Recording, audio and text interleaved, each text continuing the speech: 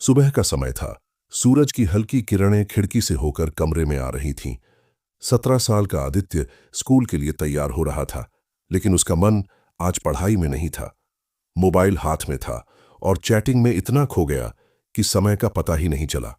तभी बाहर से पापा की कड़क आवाज आई, आदित्य, अभी तक तैयार नहीं हुआ? स्कूल जाने का टाइम हो गया है। आदित्य जल्दी जल्दी बैग उठाकर बाहर आया, लेकिन होमवर्क अधूरा था। पापा ने डांटते हुए कहा, इतना समझाते हैं, पढ़ाई पर ध्यान दो। लेकिन तुम्हें तो मोबाइल से ही फुर्सत नहीं है।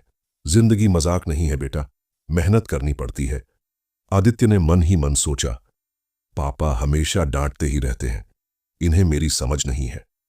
दिन भर स्कूल में उसका मन उखड़ा उखड़ा रहा। घर लौटकर भी वह पापा से बात करने से बचने लगा। रात को पढ़ाई के बहाने कमरे में बैठा था।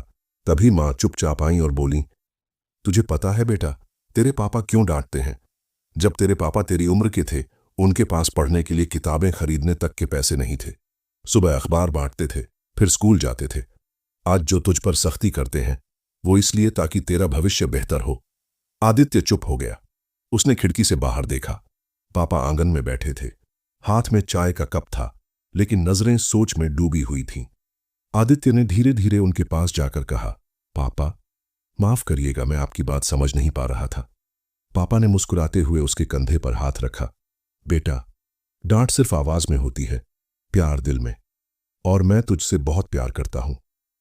उस रात आदित्य ने पहली बार महसूस किया कि पापा की डांट में जो कड़वाहट लगती है, दरअसल वो एक मीठा, गहरा और सच्चा प्यार है जो उसे जिंदगी की हर मुश्किल से लड़ने की ताकत देगा। अगले दिन आदित्य ने सुबह का समय कुछ अलग तरीके से बिताने का मन बनाया। स्कूल जाने से पहले उसने पापा को सुबह की चाय बनाने में मदद की। पापा ने आदित्य को देखा और हल्के से मुस्कुराए। आज क्या बात है बेटा? आदित्य चुपचाप चाय बनाता हुआ बोला, पापा, मैं अब समझ गया हूं कि आप क्यों डांटते हो। मुझे यह एहसास हुआ है कि डांट सिर्फ सजा नहीं बल्कि मेरे लिए एक दिशा है। पापा के चेहरे पर एक गहरी शांति आ गई, जैसे कोई बोझ हल्का हो गया हो। वह चाय का कप उठाते हुए बोले, यही तो मैं चाहता हूं बेटा, तू समझे। तू जब मेहनत करेगा तो तुझे खुद की अहमियत समझ में आएगी। वो समय सबसे ज्यादा कीमती है जो हम अपने सपनों के लिए लगाते हैं। आदित्य को लगा जैसे उसके पापा ने जो कहा वही उसकी जिंदगी का असली मतलब था। स्कूल में वह पहले से कहीं ज्यादा ध्यान से पढ़ने लगा। उसकी रूटीन में बदलाव आया और मोबाइल के लिए वक्त कम कर दिया। एक दिन स्कूल से वापस आते हुए आदित्य ने एक परीक्षा में टॉप करने के बाद पापा को बताया, पापा, आज मैं टॉप आया हूं। आपने जो सिखाया वही मेरे काम आया। पापा की आंखों में एक चमक सी आ गई। वह आदित्य के कंधे पर हाथ रखकर बोले, यह देख रहा हूं बेटा, तू सच में मेहनत कर रहा है।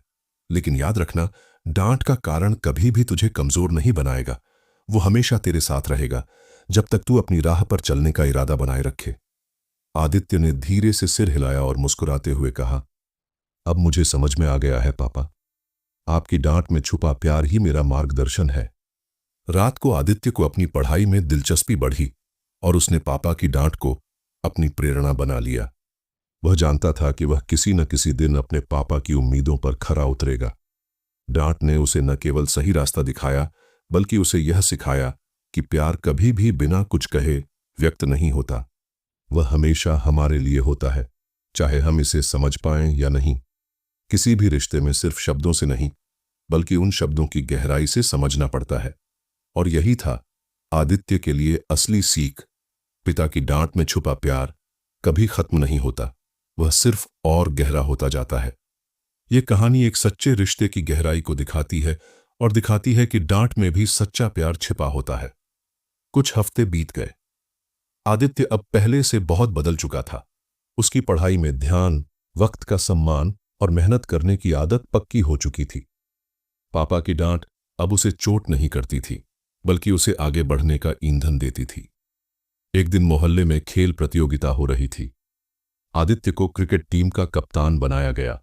फाइनल मैच में उसकी टीम हारने लगी और सबका मनोबल टूटने लगा। तभी उसे पापा की वो डांट याद आई, मुश्किल वक्त में हार मानना आसान है, लेकिन जीतना उसी को आता है जो आखिरी गेंद तक डटा रहता है। आदित्य ने अपनी टीम को जोश से कहा, हम अभी हार नहीं मानेंगे, आखिरी गेंद तक खेलेंगे और सच में उसकी कप्तानी में टीम ने मैच जीत लिया। घर लौटते ही वह खुशी से पापा के पास दौड़ा। पापा, हम जीत गए। बस आपकी बात याद थी कि कभी हार मत मानो। पापा ने उसे सीने से लगाते हुए कहा, बेटा यही तो मैं चाहता था। मेरी डांट को डर नहीं, अपनी ताकत बना लो। उस दिन आदित्य ने महसूस किया कि पापा की डांट सिर्फ पढ़ाई या अनुशासन के लिए नहीं थी, बल्कि जिंदगी की हर चुनौती से लड़ना सिखाने के लिए थी। अब जब भी पापा डांटते, आदित्य मुस्कुरा देता और मन ही मन कहता, ये डांट नहीं, मेरे लिए एक आशीर्वाद है।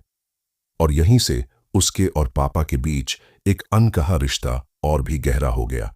अब पापा भी जब डांटते तो उनकी आंखों में आदित्य के लिए गर्व की चमक साफ दिखाई देती।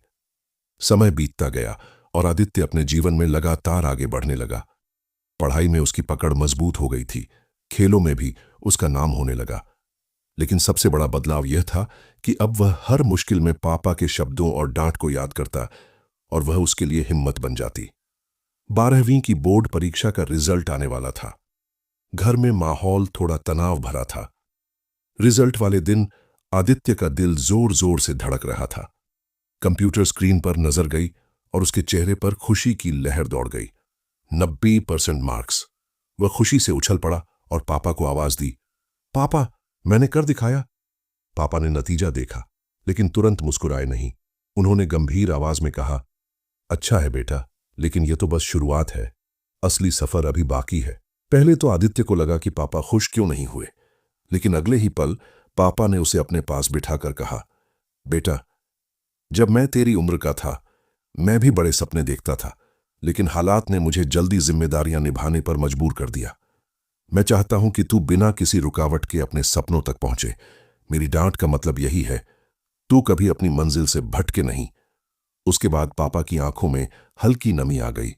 उन्होंने धीरे से कहा, तुझ पर मुझे गर्व है आदित्य, बहुत गर्व है।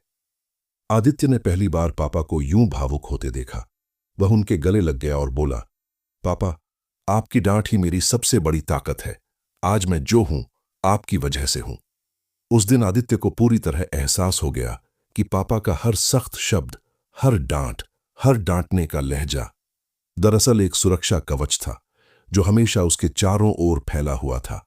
और यह कवच प्यार और विश्वास से बना था, जो जिंदगी भर उसके साथ रहेगा। दोस्तों, अगर आपको कहानी अच्छी लगी तो लाइक कमेंट करें। धन्यवाद।